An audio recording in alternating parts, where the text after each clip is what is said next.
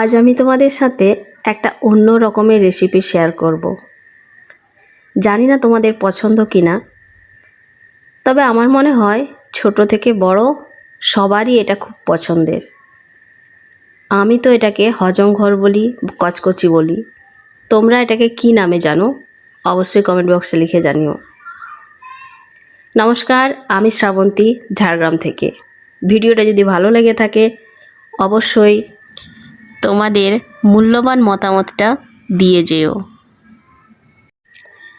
এই রান্নাটা আমি প্রথমবার করব। বাজার থেকে এটা নিয়ে এসেছে কচকচি আর মেটে। তো জানি না কেমন হবে, তো বানানো যাক। প্রথমেই আমি নিয়েছি রসুন বাটা, টমেটো কাটা, পেঁয়াজ একটু পেস্ট করে নেব, আর কাঁচা লঙ্কা কুচিয়ে নিয়েছি, আদা আর জিরা বেটে নিয়েছি। তেল গরম করতে দিয়ে তেলের মধ্যে একটু গরম মশলা, গোটা গরম মশলা দিয়ে দিলাম, দারুচিনি, লবঙ্গ, এলাচ আর একটু গোলমরিচ, গোটা গোলমরিচ তেলের মধ্যে দিয়ে কুচিয়ে রাখা পেঁয়াজ আর কাঁচা লঙ্কা দিয়ে দিলাম। দিয়ে একটু ভাজা হয়ে গেলেই, একটু লাল লাল পেঁয়াজগুলো হয়ে আসলেই আমি রসুনটা ভেজে নেব। ভিডিওটা যদি ভালো লাগে থাকে তো সবার মাঝে ছড়িয়ে দেওয়ার অনুরোধ রইল, আর তোমাদের মূল্যবান কমেন্টটা আমার কমেন্ট বক্সে দিয়ে যেও।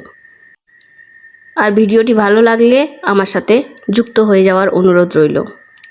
তো পেঁয়াজটা ভাজা ভাজা হয়ে গেছে, এবার আমি এর সাথে পরিমাণ মতো লঙ্কার গুঁড়ো, পরিমাণ মতো হলুদের গুঁড়ো দিয়ে দিলাম। হলুদের গুঁড়ো আর লঙ্কার গুঁড়োটা দেওয়ার পর মিক্সিতে বেটে রাখা আদা আর জিরে, সাথে 2-3টে শুকনো লঙ্কা দিয়ে পেস্ট করেছিলাম, ওটাও দিয়ে দিলাম।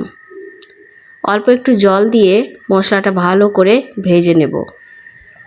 মশলাটা ভাজা ভাজা হয়ে গেলে মশলার মধ্যে আমি লবণ, হলুদ, তেল দিয়ে মাখিয়ে রাখা ওই হজম ঘর আর মেটেটা দিয়ে দেব। সাথে আমি 2-4টে আলুও দিয়েছি, 4টে মতো দিয়েছি।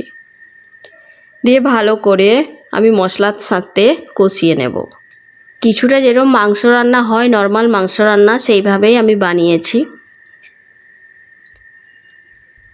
এবার ঢাকনা দিয়ে চাপা দিয়ে দেব যাতে সেদ্ধ হয়ে আসে।